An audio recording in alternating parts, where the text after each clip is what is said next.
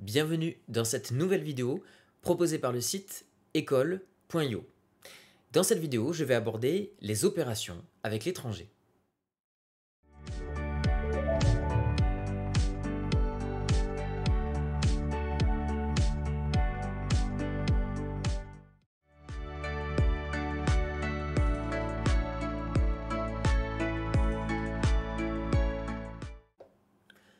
Comme il se doit, commençons par une introduction générale pour rappeler les grands principes. Je vais évoquer ici la question des différents cas de figure pour traiter la TVA.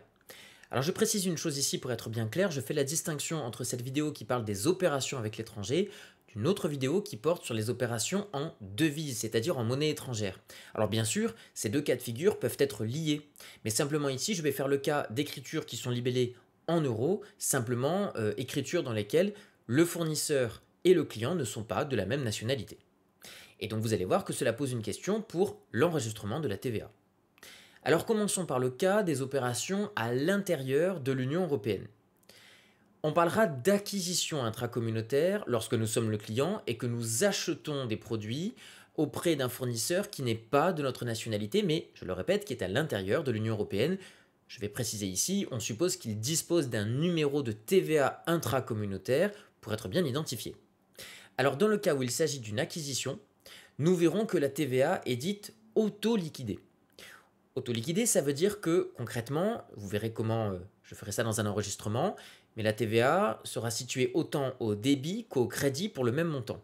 J'en profite d'ailleurs pour dire que cette vidéo est à jour des dernières règles de TVA de 2024 qui est venue modifier justement le traitement de la TVA dans le cas des importations à l'extérieur de l'Union européenne. Dans le cas où il s'agit d'une vente, eh bien c'est encore plus simple, je n'ai pas de TVA à enregistrer, que ce soit sur ma facture ou que ce soit lors de mon enregistrement comptable. Donc vous verrez, ça veut dire que simplement je vais enregistrer mon produit hors taxe et mon futur encaissement hors taxe. Dans le cas cette fois-ci des importations et exportations à l'extérieur de l'Union européenne.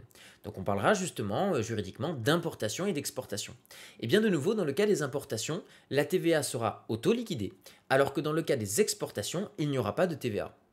Finalement, pour simplifier, on pourrait dire que dans le cas où le produit vient de l'étranger, UE ou pas UE, la TVA est auto-liquidée lors de l'enregistrement. Dans le cas où le produit est envoyé, donc lorsqu'il s'agit d'une exportation, eh bien au contraire, il n'y a pas de TVA.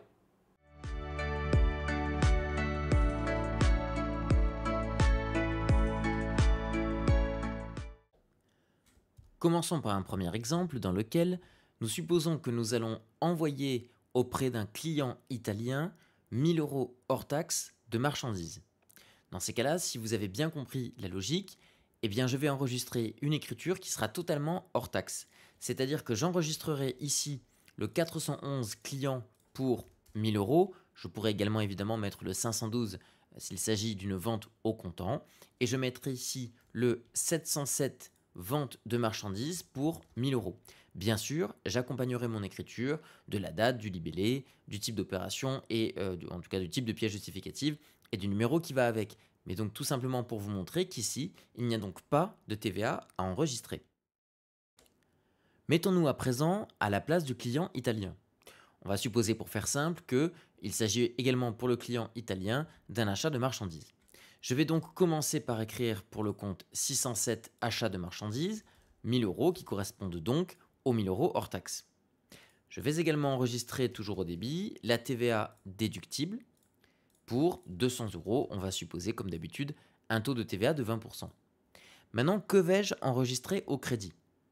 Eh bien, regardez bien, il y a deux différences importantes à noter par rapport aux achats-ventes habituels qui se font sur le même territoire. D'une part, je vais enregistrer pour le compte 4452 un compte de TVA dû intracommunautaire de 200. Voilà comment on tient compte du principe d'auto-liquidation de la TVA dont je vous ai parlé. C'est qu'elle est donc présente autant au débit qu'au crédit pour le même montant. Ce qui veut donc dire que je vais enregistrer pour le compte 401 fournisseurs, non pas 1200 € comme j'aurais l'habitude de le faire pour les écritures nationales ou les échanges nationaux, mais bien simplement 1000 € parce que cela signifie que le virement que je ferai tôt ou tard à mon fournisseur sera bien de 1000 euros et non pas de 1200 parce que je ne lui verserai pas la TVA. Dans ce troisième exemple, je vais reprendre le cas d'une vente, mais cette fois-ci à l'extérieur de l'Union européenne. Je vous rappelle que le vocable utilisé, c'est donc une exportation. Alors on va supposer que je vends l'équivalent là encore de 1000 euros de marchandises à un client à l'extérieur de l'Union européenne.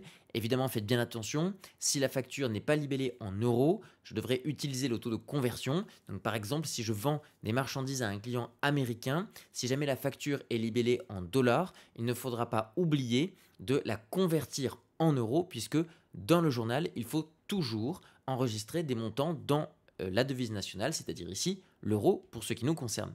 Eh bien tout simplement, cette écriture prendra exactement la même forme que tout à l'heure, c'est-à-dire que j'enregistrerai pour le compte 411 clients les 1000 euros que j'ai vendus et j'enregistrerai pour le crédit du compte ce qui correspond à ma vente, c'est-à-dire ici une vente de marchandises pour 1000 euros.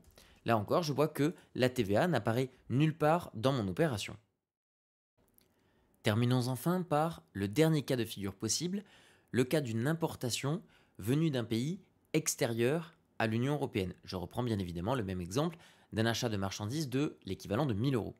Et bien dans ces cas-là, je vais enregistrer pour le compte 607 1000 euros d'achat de marchandises. J'enregistrerai bien évidemment la TVA déductible, dans mon exemple encore une fois, de 200 euros.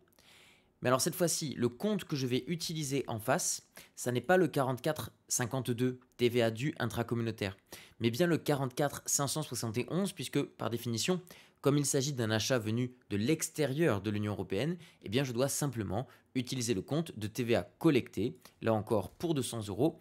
Et vous voyez bien, j'insiste sur la nouveauté depuis peu de temps maintenant, à savoir que la TVA sur les importations hors Union européenne est également auto-liquidée. Ça n'était pas le cas précédemment, et donc je mettrai simplement ici fournisseur 1000 euros. Voilà donc comment je traite les 4 cas de figure possibles.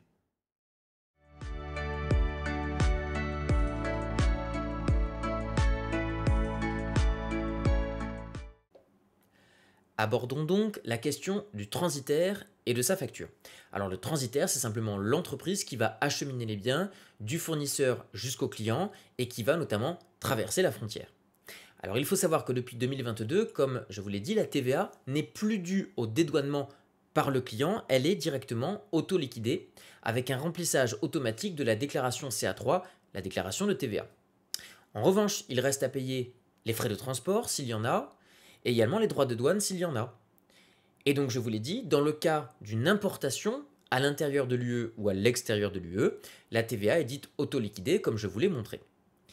Petite remarque, il existe une franchise de 150 euros pour les droits de douane. C'est-à-dire que depuis récemment, je crois que c'est depuis 2022 ou 2023, et bien concrètement, même peut-être plus récemment, 2024, il faudrait vérifier, et bien concrètement, il faut savoir qu'en dessous de 150 euros, il n'y a pas de droits de douane à payer, mais au-delà de 150 euros, potentiellement, les droits de douane s'appliquent. Alors prenons un exemple.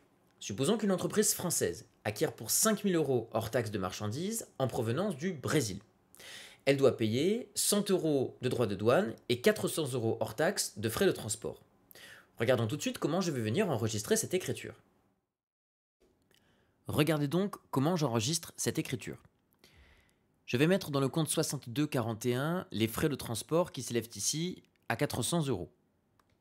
Je mets également pour le compte 608 les 100 euros de droits de douane ou de frais de douane, puisque le PCG recommande d'utiliser le compte 608 des frais accessoires pour les droits de douane relatifs comme ça à ce type d'achat. Par ailleurs, je vais donc auto-liquider la TVA de la manière suivante. J'ai pris l'exemple ici d'une TVA auto-liquidée sur un achat effectué à l'extérieur de l'Union européenne. Voilà pourquoi j'ai mis de la TVA déductible au débit et de la TVA collectée au crédit. Si jamais c'était une acquisition à l'intérieur de l'Union européenne, j'aurais mis le compte 4452 à la place du 44571. Ce qui est important, c'est le montant. Vérifiez bien que je mets 1100 euros. Pourquoi 1100 ? Je précise ici les hypothèses. D'abord, une TVA à 20%. Par ailleurs, j'ai acheté des marchandises pour 5000 euros, ce qui me faisait déjà 1000 euros de TVA, donc 20% de 5000. Mais j'ai également rajouté les 500 euros de transport et de frais de douane qui a priori sont assujettis dans mon exemple à la TVA. Ce qui me fait donc une base globale de 5500 euros, sur lesquels j'applique 20%, soit 1100 euros. Voilà d'où viennent les 1100. Enfin, je mettrai simplement pour le compte 401 fournisseurs, eh bien le vrai montant que je dois à mon fournisseur, c'est-à-dire ici 500 euros, le transport, plus les frais de douane, puisqu'ils sont payés par mon fournisseur, mais je dois ensuite les lui payer. Voilà donc concrètement comment j'enregistre une facture de transitaire.